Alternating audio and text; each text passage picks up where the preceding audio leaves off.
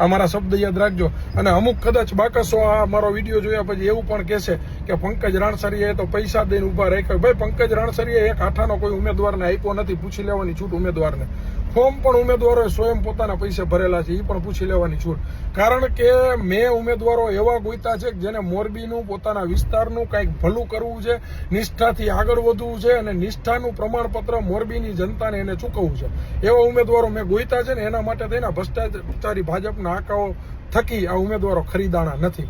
અને આ જે મજબૂત ઉમેદવારો ખરીદાણા નથી ને એનો માત્ર ને માત્ર મોરબીની જનતાનો એને ભરોસો એટલો જોઈ છે કે આ ભરોસો અમારા ઉમેદવારે તમારા માટે નથી તોડ્યો, તો હવે મતદાન રૂપીનો જે ભરોસો છે ને તમે ન તોડતા, નહીતર ફરી પાછી ચોમાસું આવશે ને ઢીચણ સમાના પાણી ભરાશે, દવાખાના સિવિલમાં સુવિધાઓ નહીં મળતી હોય, આધાર કાર્ડ જન્મના દાખલા કઢાવવાની અંદર લાઈનો લાગી હશે, બરાબર છે. આવી જ્યારે સંકટ અને કસોટીનો સમય હશે ને ત્યારે તમને ફરી પાછા અમારા ઉમેદવારો યાદ આવશે.